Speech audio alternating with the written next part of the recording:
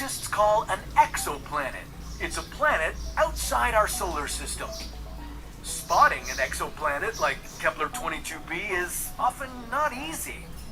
The bright glare of the stars they orbit tends to keep them hidden from our telescopes. What did scientists come up with to get around it? Looking at the stars themselves to see if they can find anything unusual about them. They spotted Kepler-22b using what's called the transit method. They watched Kepler-22, the star this exoplanet orbits around, and noticed that its brightness changes over time. That was because Kepler-22b was blocking the star's light. With this, scientists were able to learn both the size of 22b and how it orbits. And it looks like this distant space rock could become our next home. Okay, but what do we really know about Kepler-22b? Its mass is 36 times that of Earth, with a radius of 2.5 times larger than ours. 1 year on Kepler-22b is 290 days. It's also located 15% closer to its star than we are to the Sun. If Earth scooched over that close to our star, you'd be fried. Kepler-22b, on the other hand, is lucky to have a sun that is remarkably similar to ours, but also smaller and cooler. This close proximity to its star allows the planet to receive about the same amount of sunlight as we get over here. The temperature on Kepler-22b could be about 15 to 22 degrees Celsius, similar to Earth's spring weather, and quite habitable if you ask me. But our galaxy can be a cruel place, and not everything is good news. Some models suggest Kepler-22b is rotating on its side, kind of like our very own Uranus. This may sound insignificant, but it adds potentially deadly complications. This would mean that its north and south poles are shrouded in either darkness or sunlight for half a year. And this ain't simply a matter of whether you're a daytime or a nighttime person. A world like Kepler-22b spinning on its side means that temperatures could change from boiling to freezing, which wouldn't be great for human life.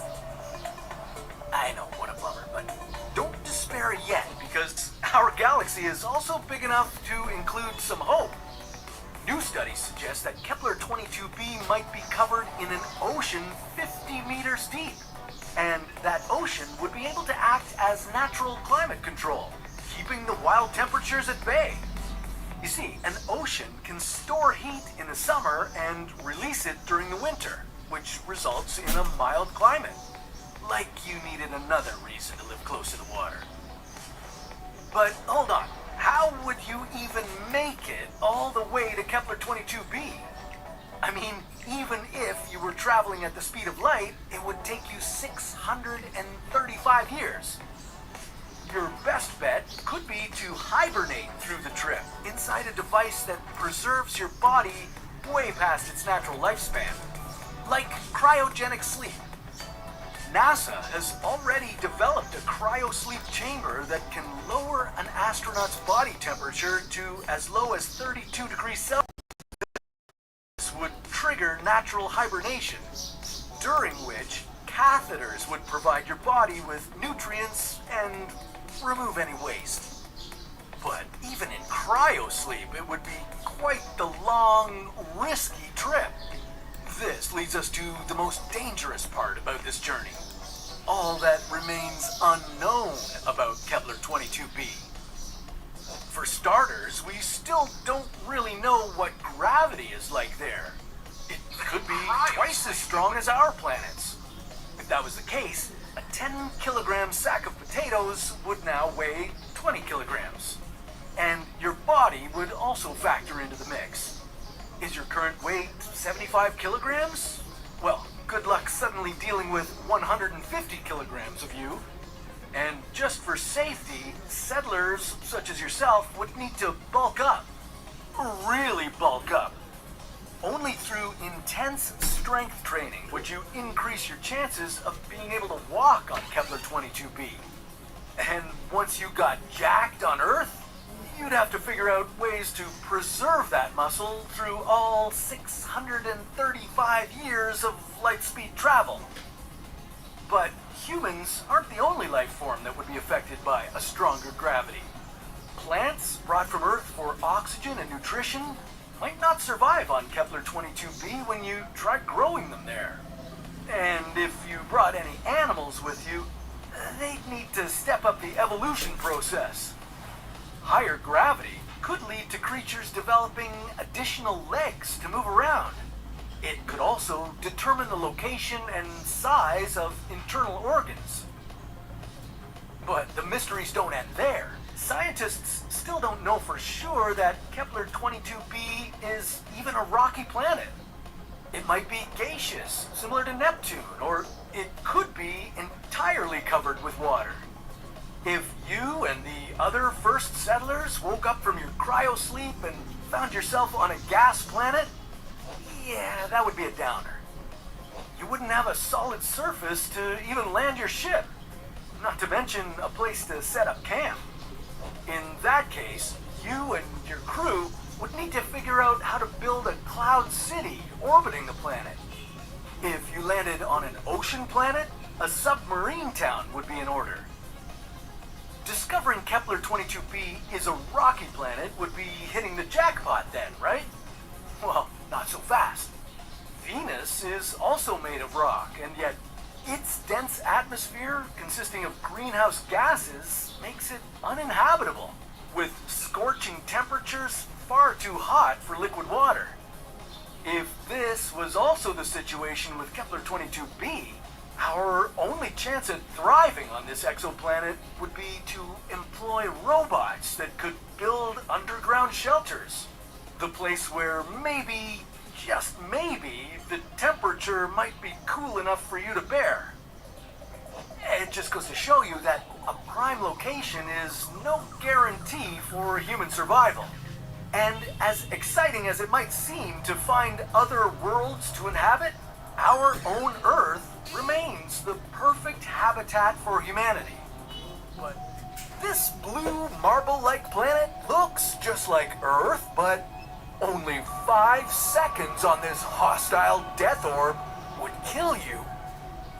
Welcome to HD 189733b. This planet is enormous, even larger than Jupiter.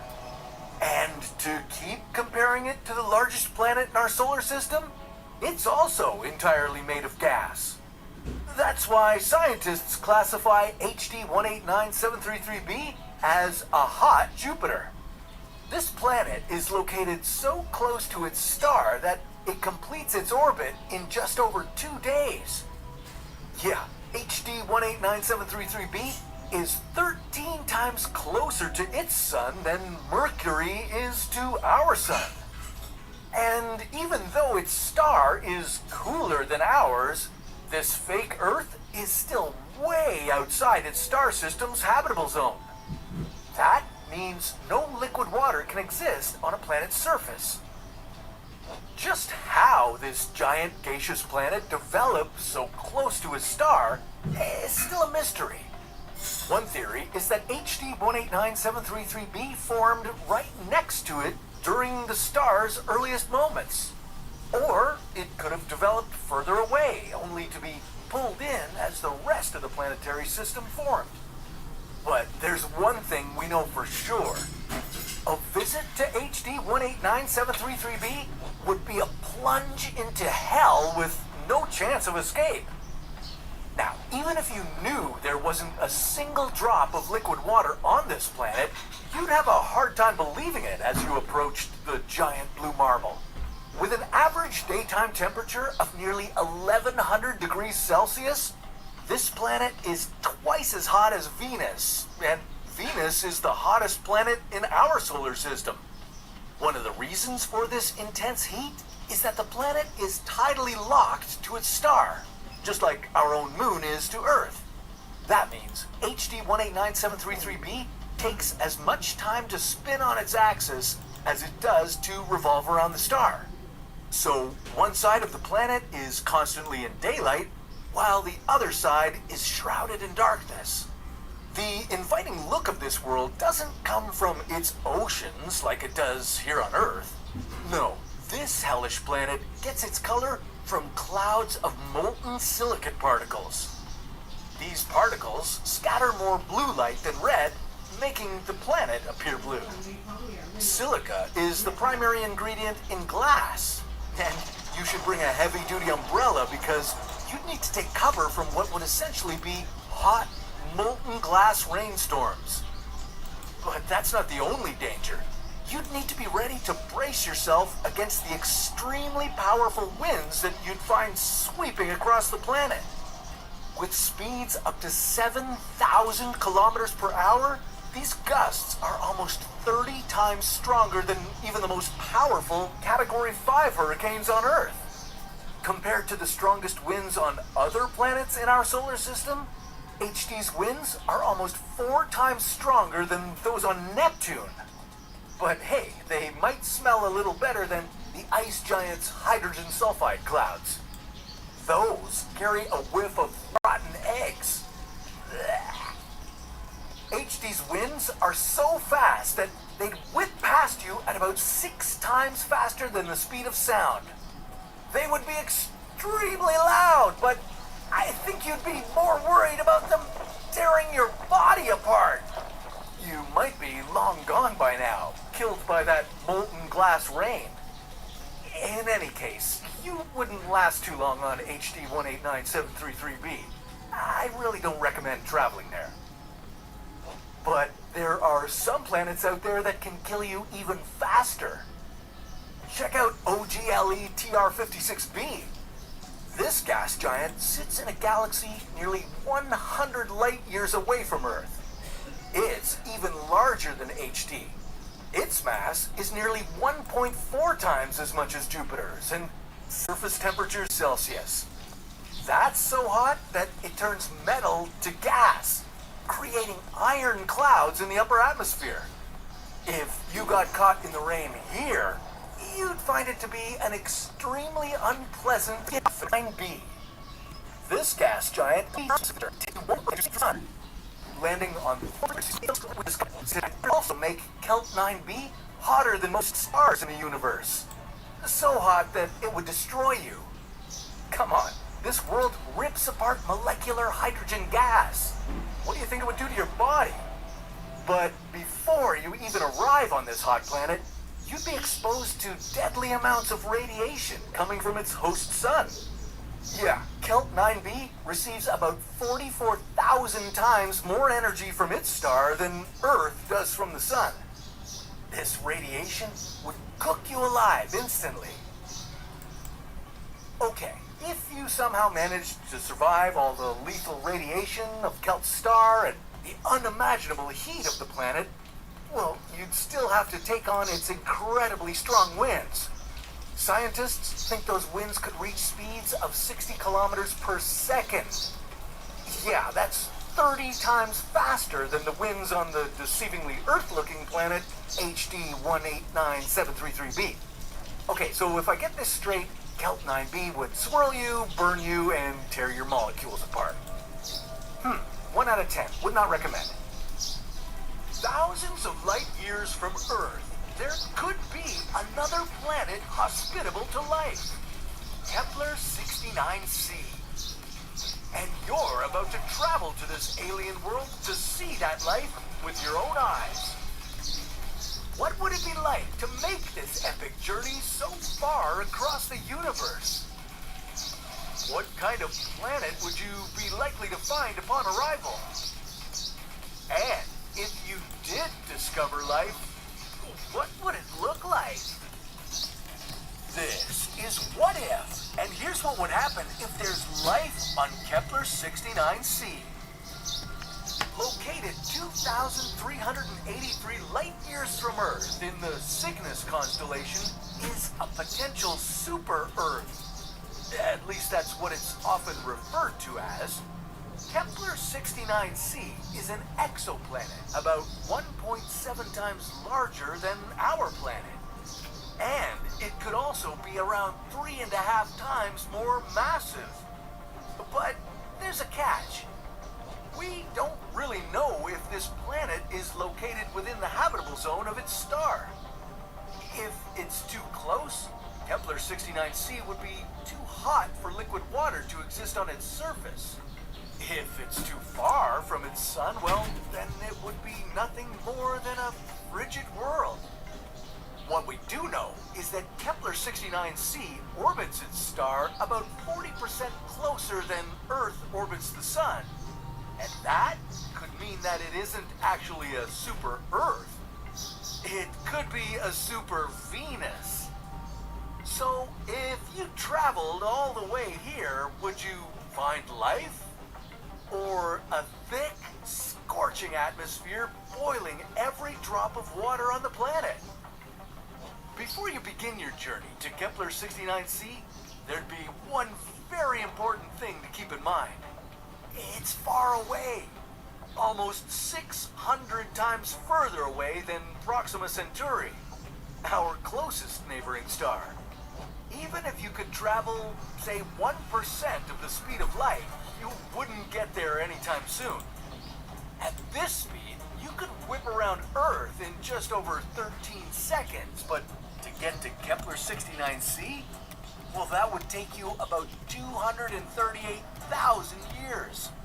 To even make this trip possible, you'd need a super advanced hibernation pod. You know, you don't want to grow too old and die before you can even get to your destination. Am I right? Well, hibernation technology that could help you sleep for over 200,000 years doesn't exist yet, but hey, this is what if. Anything's possible. By the time your ship makes its arrival, any life that may exist on Kepler-69c today could evolve or advance into something entirely different. Think about it this way. 300,000 years ago, humans were just beginning to create stone tools and spears. And look at you now, making a trip across the galaxy. Looking back at the planet you left behind, who knows what changes would happen to our human civilization during your trip. No matter what, it's way too late to turn around now. Based on the planet's distance from its star, we know that Kepler-69c receives a similar amount of sunlight as Venus. And despite being more massive than Earth, it has a relatively low density. All this means is that instead of metals, this rocky planet is made of silicate and carbonate minerals. That could make things a little complicated. You see, with all these minerals in the crust, Kepler-69c could have a really thick atmosphere. And to make matters worse, this atmosphere would be composed mostly of carbon dioxide. Oh, did you choose the wrong super Earth to travel to? Yeah, if Kepler-69c is anything like Venus, it would be a pretty hot planet. All because, similar to Venus, its clouds would trap the heat and create an extreme greenhouse effect. Kepler-69c's atmosphere would be caught in an endless cycle of getting thicker and hotter. But nobody said this world should be habitable for you. Oh no, once you took off your helmet, you'd instantly melt and suffocate. Like I said, life on this planet would be completely different from what you'd imagine. As you made your approach, you'd find surface temperatures as high as 475 degrees Celsius, and the atmospheric pressure would be over 90 times that of Earth at sea level. It would be like being 900 meters deep in the ocean, except you'd be on dry land. With conditions like this, you'd likely not find anything resembling an ocean here. Just like on Venus, the high temperatures would boil away all the water. Whatever life you could potentially encounter on this planet, it would have to exist somewhere else besides the surface. One place you could discover life on Kepler-69c would be up in the clouds. Around 50 kilometers up, temperatures would be much cooler. They would range from about 30 to 70 degrees Celsius. And with its low density, this planet could have a surface gravity that would be just over 70% of what's found on Earth. This weaker gravity could allow life forms to thrive in the sky, where Kepler-69c is most hospitable. Life could just be floating freely in the atmosphere. This would be another way in which this planet could have far more in common with Venus than with Earth. Probes around Venus have picked up traces of a gas that could be a potential sign of life, phosphine. If you discovered phosphine in Kepler-69c's atmosphere, it could be the result of bacteria that don't require oxygen to survive. But be ready to hold your nose. This smelly gas has an odor similar to decaying fish. On Earth, the bacteria that produce phosphine often live in swamps or wetlands, but on Venus or Kepler-69c, this bacteria could exist in the thick, oxygenless atmosphere itself. So, in the end, you may have traveled a very long way to find the smallest and stinkiest of life forms. Now, on the upside, you've just discovered extraterrestrial life. This is a planetary emergency evacuation. Please remain calm and board your space shuttles. You know, even though humanity might not have to leave the Earth in your lifetime, we should start preparing early on.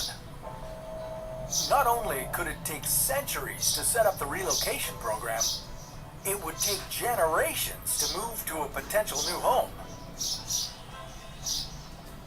That right there is Proxima Centauri B, or just Proxima B.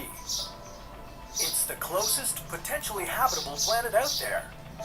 Its temperatures are in the bearable range, and it could have just the right breathable atmosphere. We only have to get there. How long would our journey last? How many people would we send to populate the new world successfully? And what if it turned out that Proxima B wasn't as habitable as we thought? This is What If, and here's what would happen if we relocated humanity to Proxima B. When astronomers started finding planets outside our solar system, or exoplanets, we realized that there are many worlds out there. That meant that Earth doesn't have to be our home forever, and that we don't have to die with our planet when the sun engulfs it some 5 billion years from now. Now that we've found over 4,100 exoplanets, we've learned something rather disappointing. Not all exoplanets are good for humans to live on. Most of the worlds we've encountered are either ice giants like Neptune or gas giants like Jupiter and Saturn. Only 161 of those planets are terrestrial, like Earth. And when it comes to sustaining human life, being terrestrial isn't quite enough. Proxima B is very promising. It orbits a red dwarf star called Proxima Centauri in a system with 3 stars in it. Proxima Centauri is small. It only has between 7.5% and 50% of our sun's mass. That's a good thing. Because the red dwarf Proxima Centauri is so much smaller than our yellow dwarf sun, it burns at a lower temperature. It takes stars like Proxima Centauri much longer to burn through all of their hydrogen supply. Because of that, Proxima Centauri has a lifetime of trillions of years, while our sun has a 10 billion year expiration term. That alone makes Proxima B a good candidate for relocation. That, and the fact that its orbit lies in Proxima Centauri's habitable zone, that means there's the potential for liquid water and comfortable surface temperatures. If we're lucky, Proxima B would have an atmosphere that we could breathe. If it does, the surface temperatures would be in the range of 30 degrees. I don't know about you, but I'd move there right now. I just need to warn you that there are a few problems. A trip to Proxima B would be long and very dangerous. Proxima B might be the closest habitable exoplanet we've got, but that doesn't mean it's close. The red dwarf star Proxima Centauri is about 4.3 light years away. That means that if you could travel at the speed of light, it would take you 4.3 years to get there. Nothing we've built so far can reach that kind of speed. Realistically, a trip to Proxima Centauri in a space shuttle would take 165,000 years, give or take. That's right. Some of the colonists would be born in transit. Some of them would never see the Earth. Some of them would never see Proxima B. They'd just live their lives aboard the spaceship and die in space. How many humans would we need to send on a mission exactly?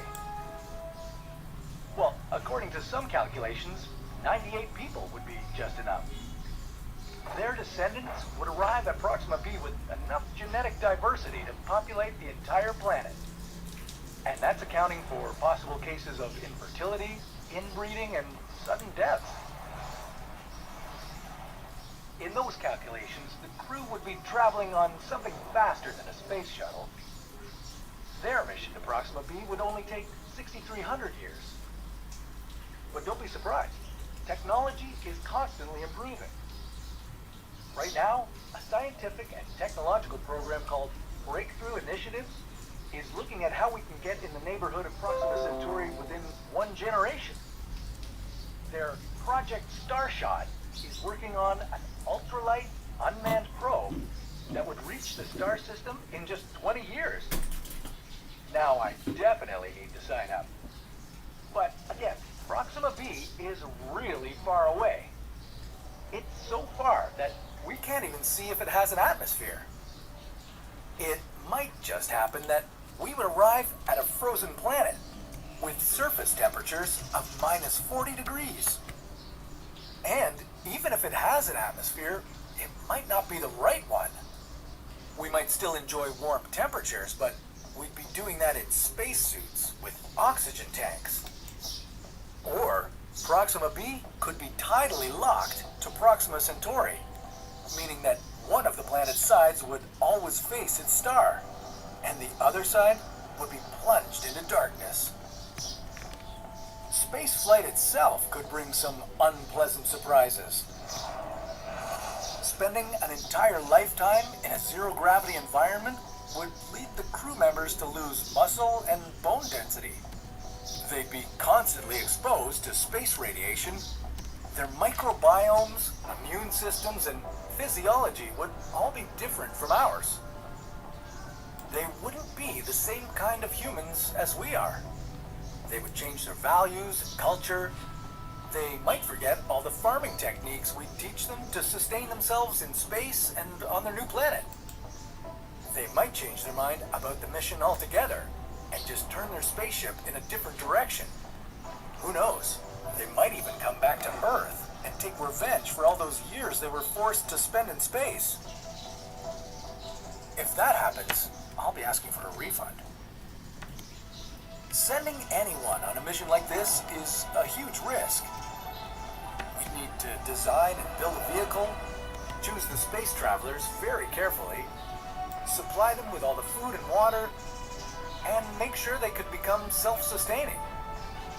We'd have to design new propulsion, navigation, hibernation, and life support systems.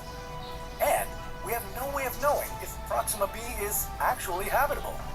Well, now I don't really feel like going there, do you?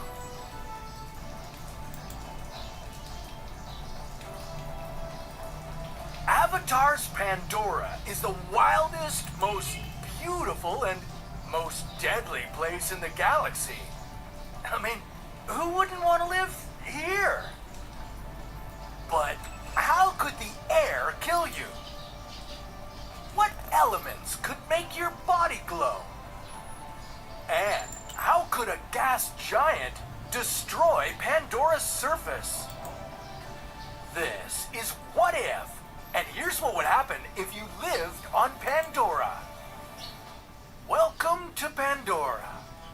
Located in the Alpha Centauri star system, this world is shrouded in mystery and the cinematic rules created by James Cameron. For starters, Pandora isn't even a planet. It's a moon of a gas giant just like our Jupiter.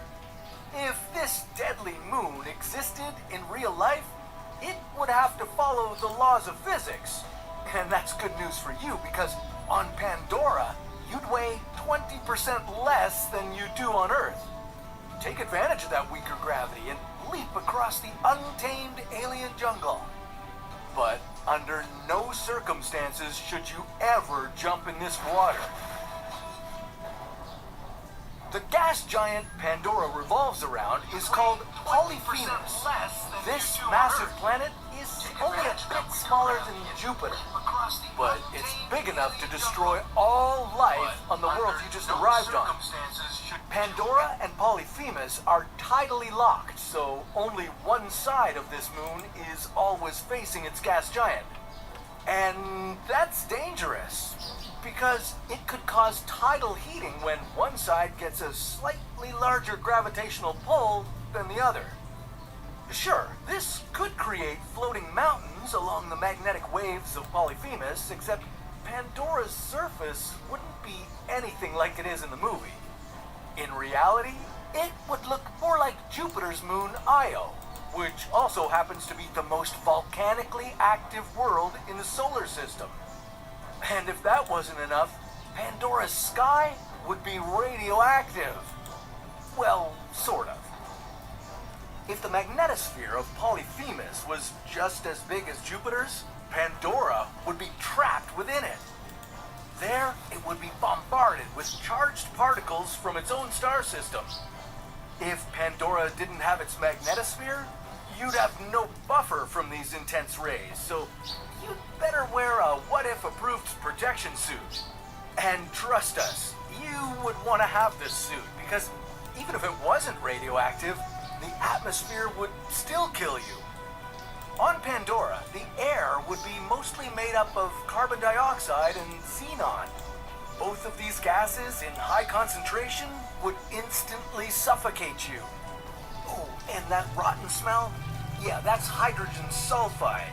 It won't kill you, but you wish you were dead. You might have to live underground, or maybe even underwater. In Avatar, The Way of the Water, you'll dive under the waters of Pandora, but if this planet existed, the water could kill you. That's because that water would likely be highly acidic, thanks to the high carbon dioxide levels in the atmosphere. It could be so bad, it would dissolve all sea life that has shells. Yeah, and that would severely affect the food chain. Even worse, one dip in these waters could burn your skin off. You'd need to make sure that protection suit was waterproof. But if you set up your life in the ocean, well, you'd miss the beauty above the surface. Since Pandora and its gas giant are tidally locked, Polyphemus would always be visible in the sky.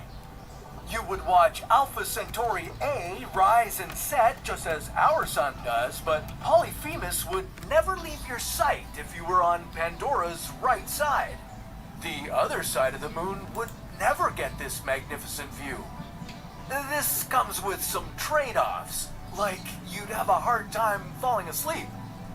The Alpha Centauri star system Pandora is located in has not just one, not two, but 3 suns. Pandora would orbit around Alpha Centauri A, but another star, Alpha Centauri B, would also be sending a lot of light Pandora's way. It burns 2,300 times as bright as the full moon on Earth. And you wouldn't even be able to watch Netflix during your sleepless nights. Standard electronics wouldn't last long in this environment, not with all that radiation and electrical interference. You'd need space marine-grade technology to survive in this world. At least there would be enough animals and plants for you to feast on. Only I'd recommend running chemical tests for heavy metals and strong acids before you eat anything. Undetected toxins could destroy your kidneys and liver. And there might be an unexpected side effect. If you ate too much glowing food, you might become bioluminescent. Pandora would be a world of incredible species and extreme wildlife. Hey, soon enough, you might be taming an Ekron for the commute around your strange and lethal home.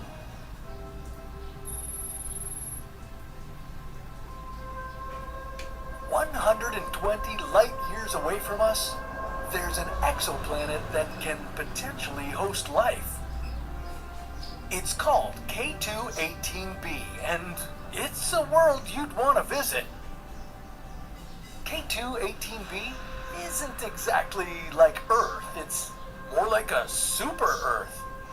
Yeah, it's 2.6 times larger and almost 9 times more massive than our planet.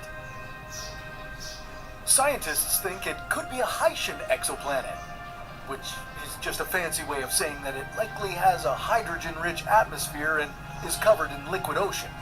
That means that K2-18b could be home to alien life. Only it would take a really long time to get there.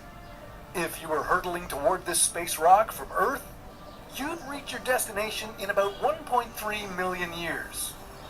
Yeah, you heard right. Million.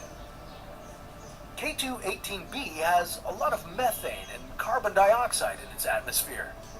That's not exactly breathable air, so you'd still need a spacesuit to walk on this world. And I wouldn't be too hyped up about its ocean either. If an exoplanet has liquid on it, it doesn't mean that the liquid is water. It could be methane or ammonia, even acid. Like, even in our own solar system, there's a moon covered in liquid lakes, but these are methane and ethane lakes, and wouldn't recommend swimming there. K2-18b could have a pretty mild temperature, for an exoplanet that is. At minus 100 degrees Celsius, you'd find this world incredibly cold. Now, the most exciting thing we've found out about this world is that it could have traces of dimethyl sulfide. Woot woot! Well, on Earth, this molecule can only be produced by living things, and that means K2-18b could be home to alien life. Now, it doesn't mean that this life would be intelligent. It could be aquatic or microbial. Maybe even complex life if the conditions for it are just right. We won't know for sure unless we travel to explore this interstellar world. Now, how do we know all this? Well, we had the James Webb Space Telescope look at this distant world and take detailed measurements of its atmosphere. Most of the exoplanets have been discovered using what's called the transit method. It's when a planet passes in front of its star and blocks its starlight. That's when scientists study the wavelengths around the planets, and some of those wavelengths can tell us what kind of atmosphere those distant planets have. The problem is, exoplanets are really far away. Trying to figure out what their surfaces are like just by peering through even our most powerful telescopes is not easy. Some scientists will argue that K2-18b isn't a super Earth at all, but a mini Neptune. And that's a bummer because, as you know, Neptune is an ice giant. And if K2-18b is also an ice giant, then the chances for alien life on this planet don't look so good. Now, you don't have a million years to travel to this world to discover it for yourself, so maybe we should look at a world that's a lot closer to Earth. Like Proxima Centauri b. Proxima Centauri is the closest star we've discovered, only 4.2 light years away from Earth. It's part of the Alpha Centauri star system, with not 2, but 3 stars orbiting each other. The exoplanet Proxima Centauri b orbits only one of these stars, but you'll still see the other 2 stars as bright dots in the sky. This exoplanet is slightly larger than Earth and revolves uncomfortably close to its host star. Luckily, that star is a red dwarf, and that's much cooler and smaller than our sun. Which is good news, because that means this planet isn't getting toasted like Mercury. Scientists estimate Proxima Centauri b has an average temperature of about minus 39 degrees Celsius. That's pretty comfortable as far as alien worlds go. The bad news is that we still don't know much about the exoplanet's gravity or atmosphere. It might be our best candidate to set up an interstellar base, but it also could have a harsh environment unsuitable for humanity's future home. It might even have an ocean of acid or something deadly like that. The only way to find out is to travel there. And if Proxima Centauri b doesn't work out, well, don't worry, there are plenty of potentially habitable worlds out there. Like this one. Ross 128b is 11 light years from Earth. It's the second closest potentially habitable world scientists have discovered. And it's more promising than Proxima Centauri b. The thing is, they both orbit red dwarf stars, only Proxima b's host star is a lot more active and violent. It occasionally erupts and bathes Proxima b in radiation. Ross 128b's star is nice and quiet. And even though this world orbits 20 times closer to its star than Earth is to the Sun, it still lies in the habitable zone. Because like I said, red dwarfs are way cooler than the Sun. And by cooler, I just mean temperature. This world could have a balmy average temperature of 23 degrees Celsius. That's only slightly hotter than the average temperature here on Earth. I don't know about you, but I could settle there. Now, we don't know enough about this world to call it our new home. It likely has lots of harmful radiation reaching its surface, and its atmosphere might not be breathable. But hey, that's not much worse than Mars. With efficient life support systems in place, we could make it work. Besides, this super Earth might have its own life on it. If Ross 128b did have alien life, it could be extremely different from what you might imagine. Just think about making the first contact with an alien species. What would that be like? I mean, it could go very wrong, too. For one, we might not survive the trip to any exoplanets, even the nearest ones. So far, we've discovered and confirmed over 5,000 alien worlds. 63 of them are potentially habitable, but just can't know for sure. There are hundreds of billions of alien worlds in the Milky Way galaxy. And scientists have already discovered and confirmed over 5,000 of them. They call these worlds exoplanets. Some of them are really small, like Kepler 37b. This tiny planet is even smaller than Mercury, the smallest planet in our solar system. Kepler 37 is just slightly larger than our own moon. It could easily replace our cosmic companion in the night sky. Only it's pretty far from us. This tiny space rock is located 208 light years from Earth, where it orbits a star that's a bit smaller and cooler than our sun. Small rocky worlds like Kepler 37b are a pretty rare find. Because they're so tiny, they're more difficult to spot, but scientists have still managed to confirm about 200 of these worlds. Most of them are many, many times closer to their stars than our planet is to the Sun, and Kepler 62c is no exception. This Mars-sized exoplanet orbits its star roughly 4 times closer than Mercury orbits our Sun. It only takes a little over 12 Earth days to make a full orbit. Kepler 62c must be scorching hot and extremely volcanic. Definitely not the kind of place you'd want to visit. And neither is this exoplanet, KOI 55b. Scientists think this planet used to be the size of Jupiter, but then its sun exploded into a red giant and swallowed the planet whole. No surprise there, KOI 55b is incredibly close to its star. So close that it takes this hellish world less than 5 hours to make one orbit. And KOI 55b is evaporating so much that it will soon disappear from its planetary system. It's not alone. Many of these planets have their atmospheres torn away by their host stars. Some 41 light years from Earth, there's a super-Earth that used to be a mini Neptune. GJ 1132b might have had a thick hydrogen atmosphere in the past, but its young hot star stripped it away, leaving only a rocky core behind. When its star stripped away its original atmosphere, some of the gases were absorbed into the planet's mantle, and now, through this planet's volcanism, they're released back. GJ 1132b could have become a potentially habitable world, but it's 26 times closer to its star than Mercury is to the sun. No chances for life on this super-Earth. But life might be possible on these slightly larger super-Earths.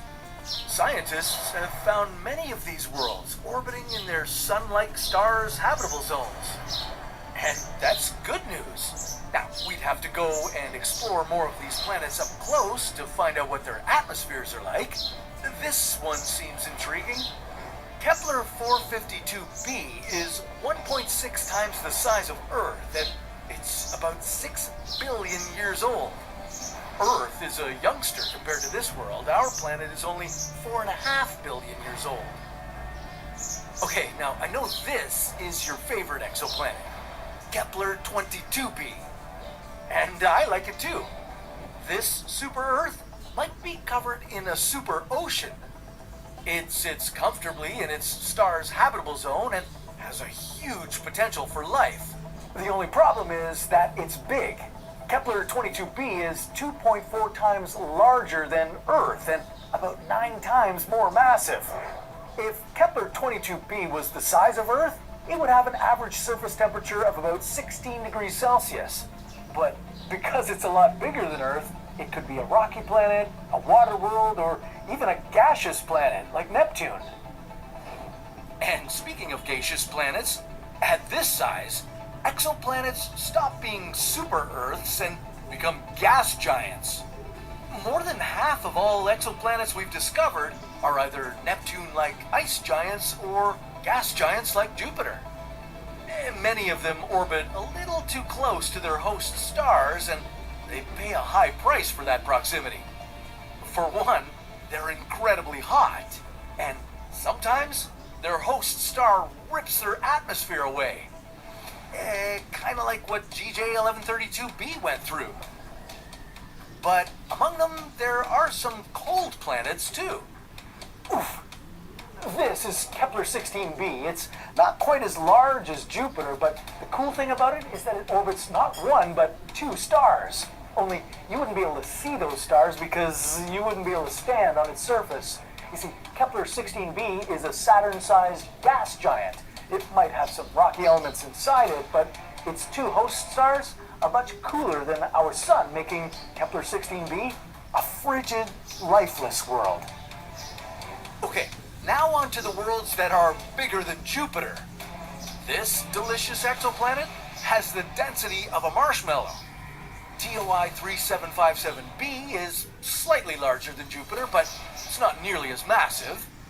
But there are always bigger and badder planets out there, like Kepler 7b. This one is interesting. Kepler 7b is larger than Jupiter, but it has half of Jupiter's mass. This means the planet is like a super light cloud, a scorching hot super light cloud. Kepler 7b is a hot Jupiter planet. It's 12 times hotter than the king of the solar system. Still, Kepler 7b is not the hottest or the weirdest of the exoplanets. Some of these gas giants are so unimaginably hot that they tear molecules apart. Yeah, and some planets are just doomed. 1,400 light years away from Earth, a star slightly bigger and hotter than our sun is devouring its planet. This planet is called WASP-12b. It's almost double the size of Jupiter, but it's not going to last very long as far as planetary lives go. WASP-12b is so close to its star that it takes just over 1 Earth day to complete its orbit. Its own star is actually eating the planet's atmosphere, making it stretch into the shape of this egg. 10 million years from now, WASP-12b will be gone. And some exoplanets are unimaginably huge. The biggest one of them is almost 7 times larger than Jupiter. HD 100546b isn't just 7 times larger than Jupiter, it's also 750 times more massive.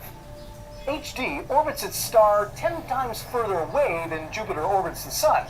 That's pretty far, and it makes scientists wonder how this gigantic exoplanet formed so far away from its star. There's no doubt that some exoplanets out there look promising for finding life. We've found quite a lot of them orbiting in the habitable zone of their stars. In fact, some of these worlds might even be better for life than Earth. But that's a story for another What If.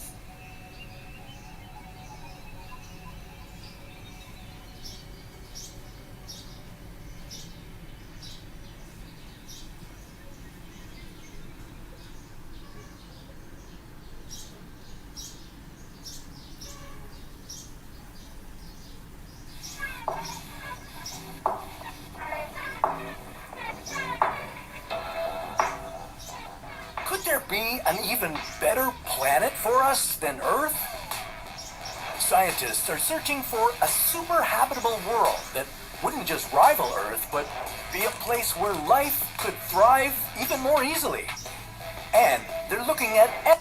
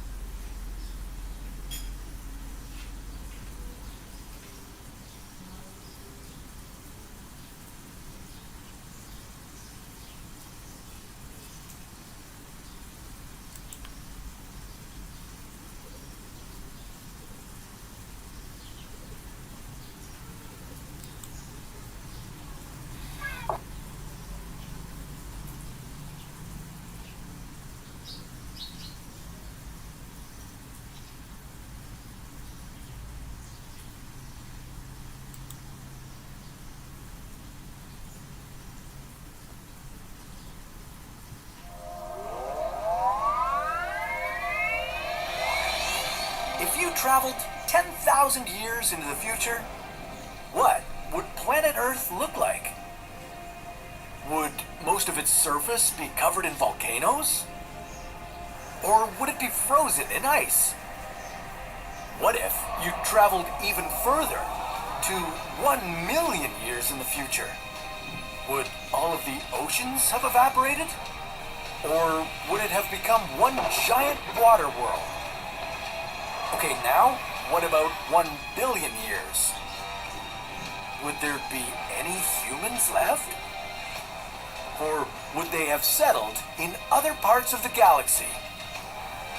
This is What If, and here's what would happen if you traveled 1 billion years into the future. Let's face it, the chances of any humans being around to greet you when you arrive 1 billion years into the future are pretty low. Several key existential threats face the human race, and if we want to be around in 1 billion years, we'll need to endure them all. We've seen how much we've struggled to come together just to survive a global pandemic. So how do we have any chance of enduring the threats of climate change, overpopulation, global nuclear war, killer asteroids and comets, natural ice ages, and the sun getting a whole lot hotter? Well, let's take a look into the future and find out. Just under 10,000 years from now, we're going to run into a big problem called the Deca-millennium bug. In the year 10,000 AD, software encoding the AD calendar year won't encode dates with more than 4 decimals. Remember Y2K?